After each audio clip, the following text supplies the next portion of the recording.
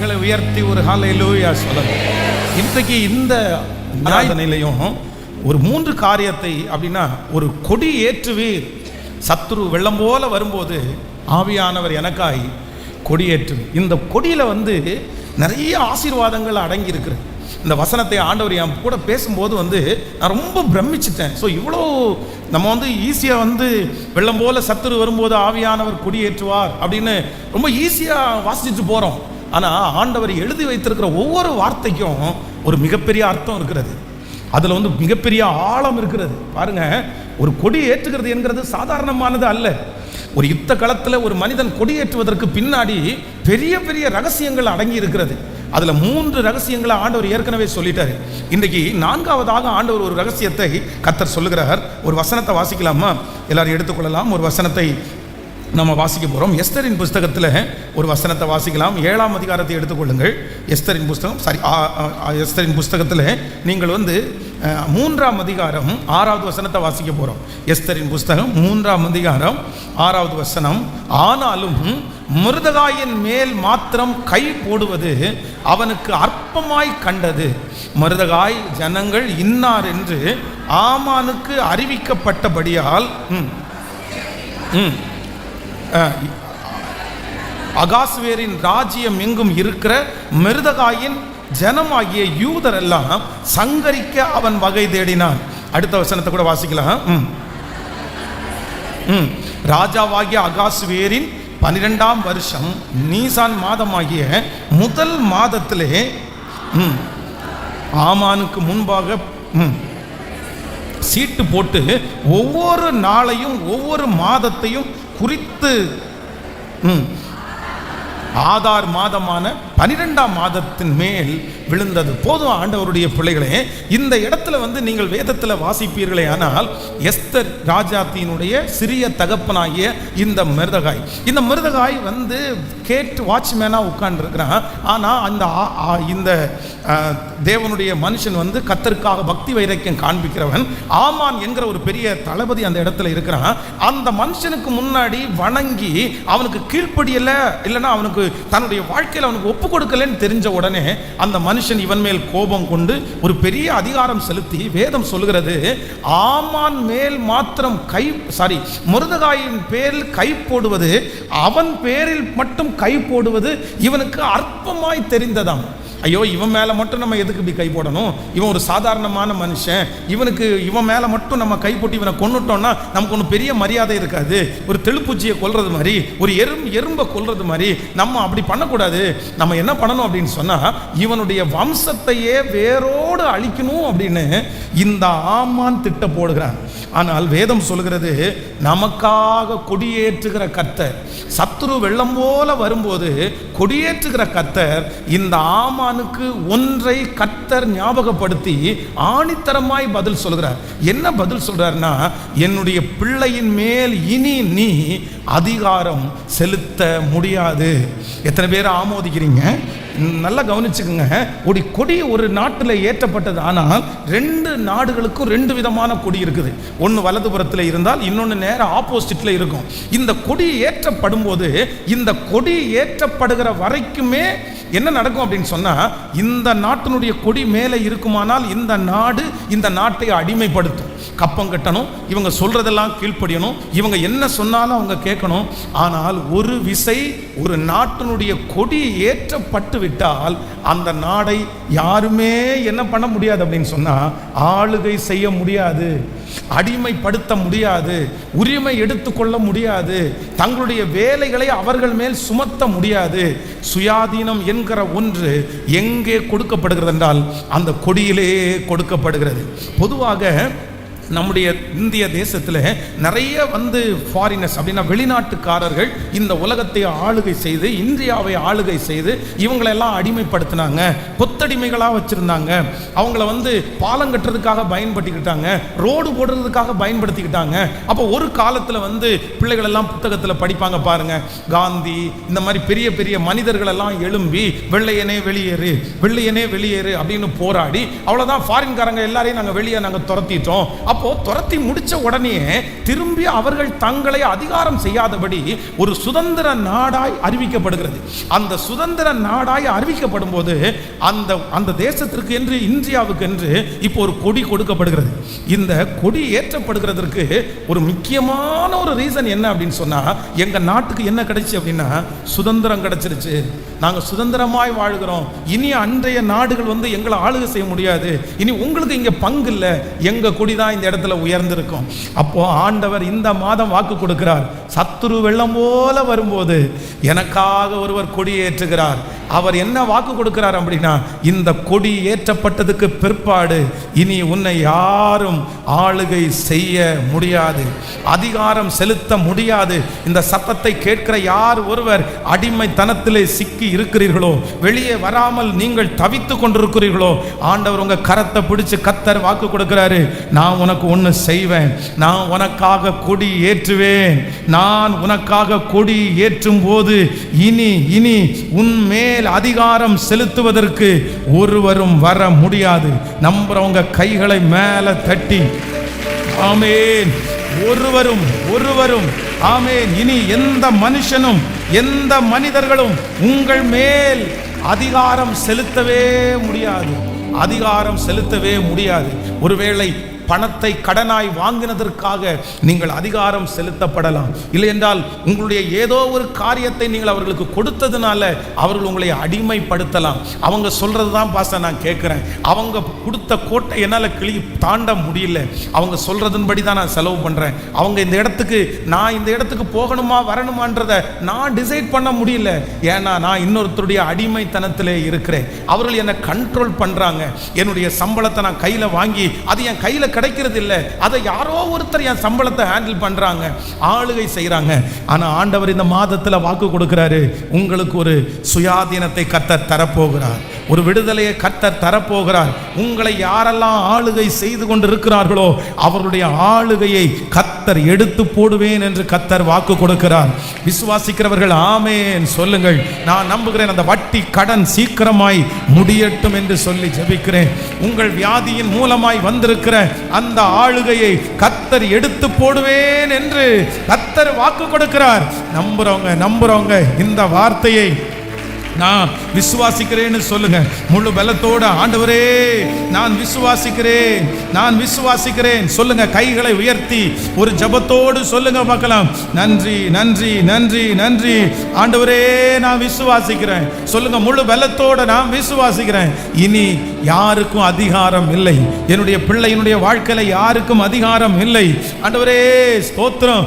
என் மேல் ஆண்டவரே எந்த அதிகாரமும் ஒருத்தருக்குமே இல்லை. என்னை சுயாதீனனாய் நிற்க பண்ணுகிறது எது அப்படின்னா என்னுடைய கொடிதான் என்னை சுயாதீனமாய் நிற்க பண்ணுகிறது. கர்த்தர் வாக்கு கொடுக்கிறார், சத்துரு வெள்ளம் போல வரும்போது ஆவியானவர் எனக்காய் கொடி ஏற்றுவார். ஹல்லேலூயா. இப்போ யாருமே நம்முடைய இந்திய தேசத்துக்குள்ள வந்து அவருடைய ஆளுகையை டக்குன்னு சொல்லிட முடியாது. அதெல்லாம் யார் தான் நியமிக்கிறா அப்படின்னா நம்ம தான் நியமிக்கிறோம். நம்முடைய கவர்மெண்ட் தான் நியமிக்குது, யார் வரலாம் யார் வரக்கூடாது, யார் இங்கே பிஸ்னஸ் பண்ணலாம், யாருக்கு எவ்வளவு ஜிஎஸ்டி எவ்வளவு செய்யணும், இது எல்லாத்தையுமே யார் தான் டிசைட் பண்ணுறா தெரியுமா? நம்முடைய கவர்மெண்ட் தான் டிசைட் பண்ணுது.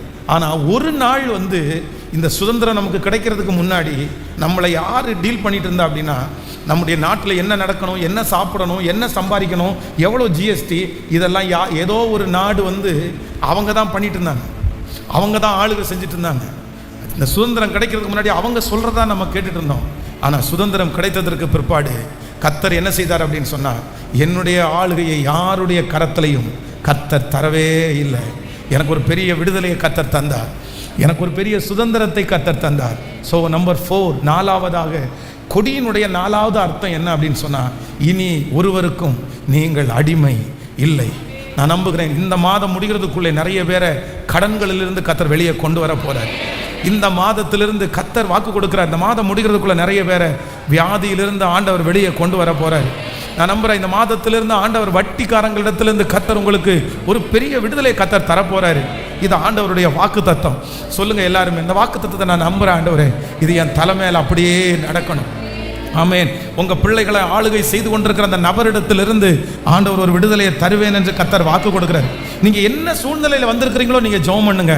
ஆண்டவரே, இது உங்க வார்த்தை சொல்லுங்க, இது உங்க வார்த்தை சொல்ல சொல்ல சொல்ல கிடைக்கட்டும். ஆண்டவரே, நான் இந்த இடத்துல நான் நினைச்சது மாதிரி எதுவுமே பண்ண முடியலையா ஆண்டவரே, நான் நினைச்சது மாதிரி சாப்பிட முடியலையா ஆண்டவரே, நான் நினைச்சது மாதிரி தூங்கவே முடியலையா ஆண்டவரே, யாரோ ஒருத்தர் என்னை கண்ட்ரோல் பண்ணிட்டு இருக்காங்களே.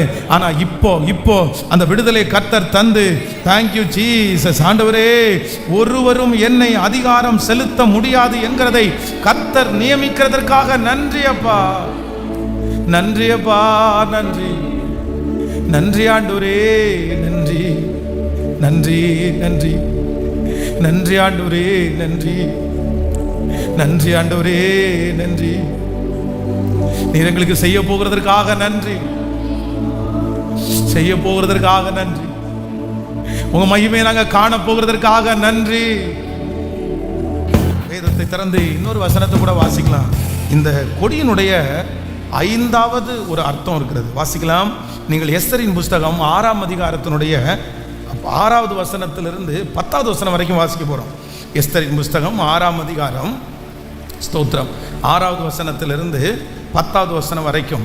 ஆமான் உள்ளே வந்தபோது ராஜா அவனை நோக்கி, ராஜா கனம் பண்ண விரும்புகிற மனுஷனுக்கு என்ன செய்ய வேண்டும் என்று கேட்டான். அதற்கு ஆமான், என்னை அன்றி ராஜா யாரை கனம் பண்ண விரும்புவார் என்று தன் மனதிலே நினைத்து ராஜாவை நோக்கி, ராஜா கனம் பண்ண விரும்புகிற மனுஷனுக்கு செய்ய வேண்டியது என்னவென்றால், ராஜா உடுத்தி இருக்கிற ராஜா ஏறுகிற குதிரையும் அவர் சிரசின் மேல் தரிக்கப்படும் ராஜ முடியும் கொண்டு வரப்பட வேண்டும். அந்த வஸ்திரம் குதிரையும் ராஜாவினுடைய பிரதானமான பிரபுக்களில் ஒருவனுடைய கையிலே கொடுக்கப்பட வேண்டும். ராஜா கனம் பண்ணுகிற விரும்புகிற மனுஷனுக்கு அலங்கரித்த பின் அவனை குதிரையின் மேல் ஏற்றி நகர வீதியில் உலாவும்படி செய்து, ராஜா கனம் பண்ணுகிற விரும்புகிற மனுஷனுக்கு இப்படியே செய்யப்படும். ஆமேன் சொல்லுங்க. கர்த்தருடைய பிள்ளைகளே, இந்த இடத்துல என்ன வாசிக்கிறோம் அப்படின்னு சொன்னா, இந்த ஆமான் முற்றத்தில் நிற்கிறார். ராஜா இரவு முழுவதும் தூங்கலை. ஆனால் ராஜாவுடைய இருதயத்தில் ஒன்று இருக்குது. என்ன இருக்குது அப்படின்னு சொன்னால், எப்பா, என்னுடைய உயிரை காப்பாற்றின அந்த மனுஷனுக்கு நம்ம ஒன்றுமே செய்யாமல் விட்டுட்டோமே அந்த எண்ணம் அவருடைய இருதயத்தில் இருந்துகிட்டே இருக்குது. இப்போ முற்றத்தில் நிற்கிறது யாருன்னு கேட்குறாரு. உடனே ஆமான் நான் தான் அப்படின்னு சொல்கிறாரு. உடனே அவர் உள்ள வர சொல்கிறாரு. என்ன கேட்குறாரு அப்படின்னு சொன்னால், ராஜா ஒருத்தனை கனம் பண்ண விரும்புகிறார். நான் ஒருத்தரை கனம் பண்ண விரும்புகிறேன். அந்த மனுஷனுக்கு என்ன செய்யலாம்ப்பா, எப்படி செய்யலாம், எப்படி கனம் பண்ணலாம், ட்ரெஸ் வாங்கி கொடுக்கலாமா, இல்லை அவனுக்கு ஒரு போஸ்டிங் கொடுக்கலாமா? உடனே ஆமான் மொர்தெகாய்க்கு விரோதமான ஆமான் தன்னைத்தான் ராஜா கனம் பண்ண விரும்புகிறார் அப்படின்னு சொல்லி என்ன பண்ணுறான் அப்படின்னு சொன்னால், இல்லை, ராஜா ஏறுகிற குதிரை, ராஜாவினுடைய வஸ்திரம், ராஜா ஒரு பிரதானியை நியமித்து வழிநெடுக்க அப்படியே சத்தமாக கூவிட்டே போகும்போது எல்லாரும் சாஷ்டாங்கமாக விழுந்து அந்த மனுஷனை பணியணும். அவனுக்கு இந்த கனம் உண்டாகணும், ஜனங்கள் மத்தியில் ஒரு பெருமை உண்டாகணும் அப்படின்னு அவர் சொல்கிறாரு. நான் இந்த கொடியை கொடுத்து தியானிக்கும் போது, இந்த கொடி அப்படின்னா நமக்கு என்ன அப்படின்னா ஒரு பெரிய பெருமை. அது நம்ம ஊரில் நிறைய இடங்களில் இந்த கொடி இருக்கிறதுனால நமக்கு அது வேல்யூ தெரியல. ஸ்கூலில் எல்லாம் கொடி இருக்கிறதுனால, ஏர்போர்ட்டில் கொடி இருக்கிறதுனால, நிறைய பேருடைய டேபிள் மேலே கொடி இருக்கிறதுனால நம்ம நிறைய பேருக்கு அதனுடைய மதிப்பு தெரியலை. ஆனால் வெளிநாட்டுக்கெல்லாம் போகிற இடத்துல அந்த இடத்துல இந்தியா கொடி ஒன்று இருக்கும் பாருங்களேன். இந்த விளையாட்டு, இந்த கிரிக்கெட், இந்த மாதிரி இடத்துல நம்ம இந்தியாவுக்காக ஒரு டீம் விளையாடும் பாருங்க. அப்போது எல்லாருடைய நாட்டினுடைய கொடியும் அவங்க கொண்டு வருவாங்க. இந்த ஜெயிச்சு முடிச்ச உடனே இந்தியா ஜெயிச்சிட்டாங்க அப்படின்னு சொன்னால் அப்படியே இந்தியாவுடைய கொடி அங்கே பறக்கும் பாருங்களேன். பறக்கும் போது இங்கே இருக்கிற அத்தனை பேர் விசில் அடிப்பாங்க, அத்தனை பேரும் கை தட்டுவாங்க. அதை பார்த்த உடனே, அது ஆஸ்திரேலியாவாக இருக்கலாம், அது எவ்வளவு எந்த நாடாக வேணாலும் இருக்கலாம், உடனே பார்த்த உடனே பசங்களுக்கெல்லாம் அந்த கொடியை பார்த்த உடனே ஒரு பெருமை வரும் பாருங்களேன், ஒரு கனம் வருங்க பாருங்களேன். அப்பா, என் கொடி மேலே வந்துருச்சுப்பா. என்னுடைய அந்த கொடிக்கும் நமக்கு நிறைய நேரத்தில் எதுவுமே இருக்காது, அங்கே இருக்கிற யாருக்குமே நமக்கு தெரியாது. ஆனால் அந்த கொடியை பார்த்த உடனே நமக்கு ஒரு பெருமை. யார் ஜெயிச்சா அப்படின்னு சொன்னால், எங்கள் டீம் ஜெயிச்சிருக்கிறாங்க, எங்கள் இந்தியா ஜெயிச்சிருக்காங்க, எங்களுக்காக ஆட போனவங்க ஜெயிச்சிருக்கிறாங்க. உடனே இங்கேயே நிறைய பேர் பேரெல்லாம் சொல்லிட்டு தருவாங்க. ஐயோ, இவர் அடிச்சாரு, அவர் அடிச்சாரு, அதை பண்ணார், இதை பண்ணாரு. அப்போ நான் என்ன நம்புறேன் அப்படின்னா, சத்துரு வெள்ளம் போல வரும்போது ஆவியானவர் எனக்காய் கொடியேற்றுவா.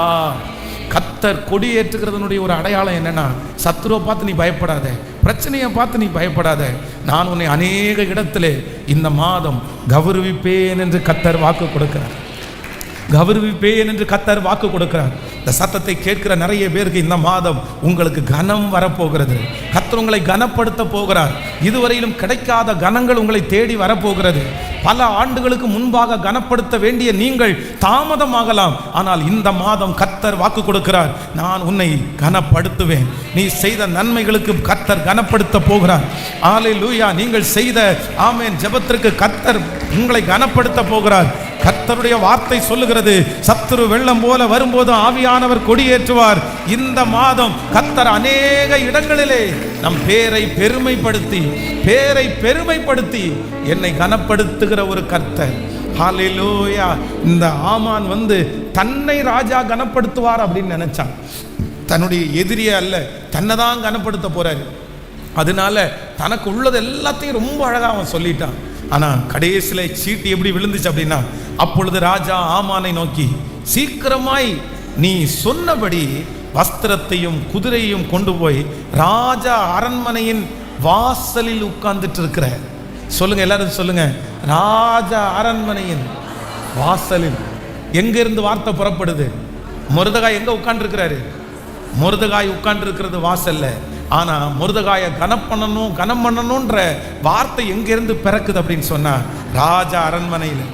ஒன்று மறந்துடாதீங்க, நீங்க அந்த ரங்கத்தில் செய்யறத ராஜா அரண்மனையிலே பேசப்படுகிற நாள் சீக்கிரமாய் வரும். அவர் சொல்லும்போது சொல்றாரு, எப்பா அந்த மனுஷன் உட்கார்ந்து இருக்கிறது ராஜா அரண்மனையின் வாசல்ல.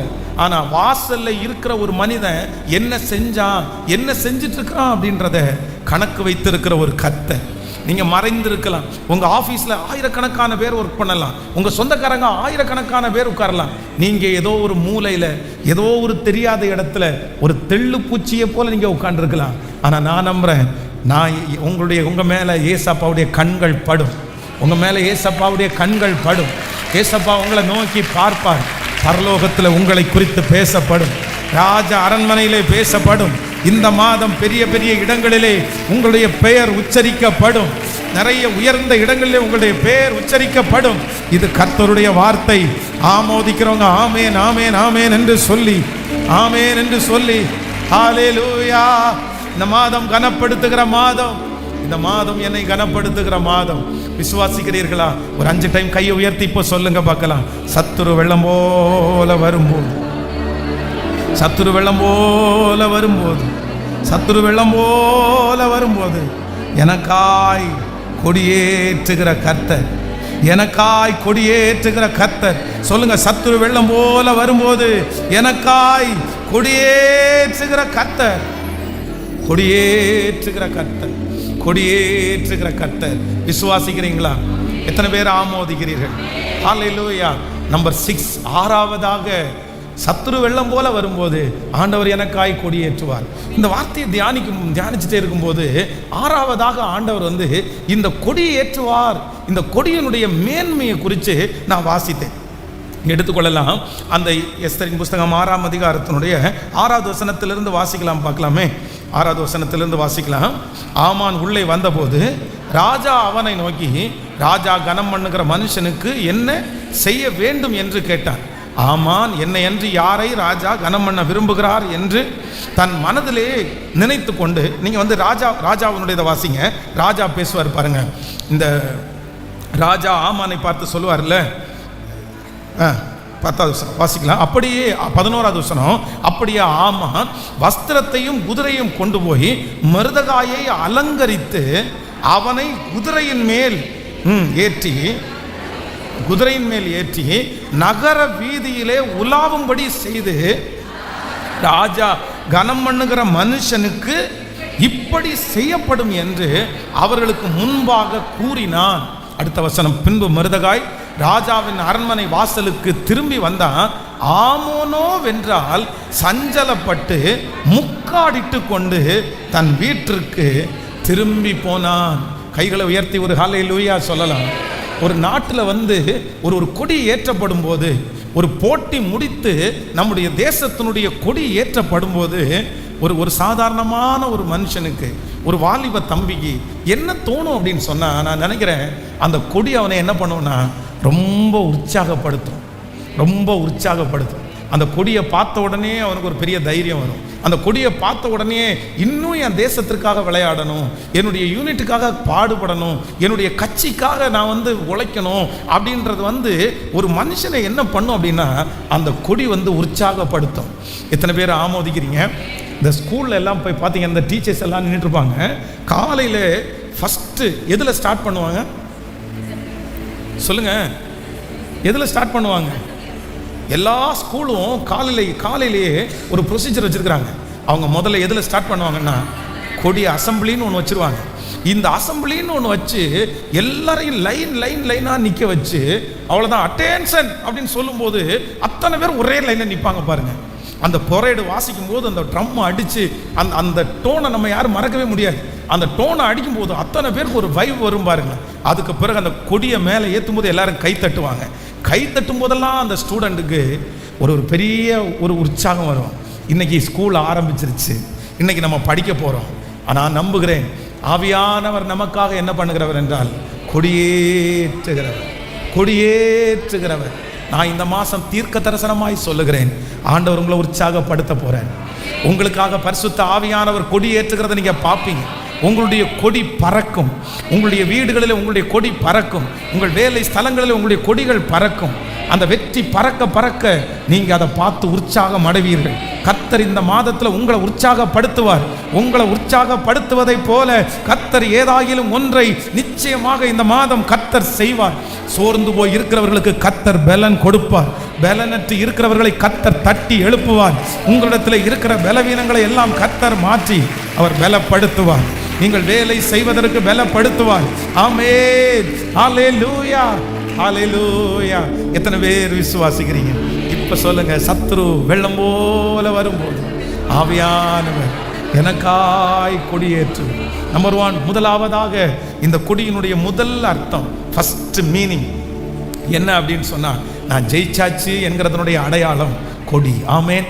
நீங்கள் எழுதி வச்சுக்கோங்க. இந்த 6 பாயிண்ட்ஸையும் நீங்கள் மறக்கவே கூடாது. இதை வச்சு நீங்கள் ஜெபம் பண்ணணும். இந்த மாதம் நிச்சயமாக இது உங்கள் தலை மேலே நடக்க போகிறது. 1, கர்த்தர் ஃபஸ்ட்டு உங்களுக்கு கன்ஃபார்ம் பண்ணுறாரு.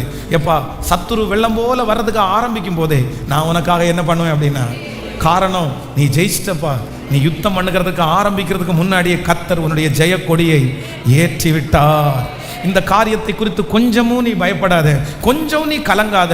இதில் தோற்றுவேன்ற அந்த எண்ணம் உனக்கு வேண்டவே வேண்டாம். இந்த இடத்துல விழுந்துருவேன் நீ நினைக்கவே வேண்டாம். கண்டிப்பாக கர்த்தர் கொடி ஏற்றிட்டாரு. நீ இந்த காரியத்தில் ஜெயம் கர்த்தரால் வரும். குதிரை யுத்த நாளுக்காக ஆயத்தமாக்கப்படும். ஜெயமோ ஜெயமோ ஜெயமோ ஜெயமோ கர்த்தரிடத்திலிருந்து வரும். நம்பர் 2, இரண்டாவது கொடியினுடைய இரண்டாவது அர்த்தம் என்ன அப்படின்னு சொன்னா, ஒரு கொடி ஏற்றப்பட்டதுக்கு பிற்பாடு யுத்தம் கண்டினியூ ஆகாது, யுத்தம் ஸ்டாப். யுத்தத்தினுடைய முடிவு தான் கொடி ஏற்றப்படுகிறது. ஒரு கொடி ஏற்றப்பட்டதுக்கு பிற்பாடு அந்த நாட்டில் யுத்தம் இல்லை. ஆண்டவர் இந்த மாதம் வாக்கு கொடுக்கிறார், நான் உனக்காக கொடி ஏற்றி விட்டேன். உங்களுடைய வாழ்க்கையில் நிறைய பேருடைய யுத்தங்களுக்கு கர்த்தர் ஒரு முற்றுப்புள்ளியை இந்த மாதத்தில் வைப்பேன் என்று கர்த்தர் வாக்கு கொடுக்கிறார். எத்தனை பேர் நம்புறீங்க? உங்களுடைய போர் முடிவிற்கு வரப்போகிறது. நம்பர் 3, மூன்றாவதாக இந்த கொடியினுடைய மூன்றாவது அர்த்தம் என்ன அப்படின்னு சொன்னா, இந்த கொடி ஏற்றப்பட்டு விட்டுச்சுன்னா எல்லாருக்கும் அனௌன்ஸ்மெண்ட்ன்ற ஒன்று என்ன அப்படின்னா, இந்த கொடி தான் அனௌன்ஸ்மெண்ட்.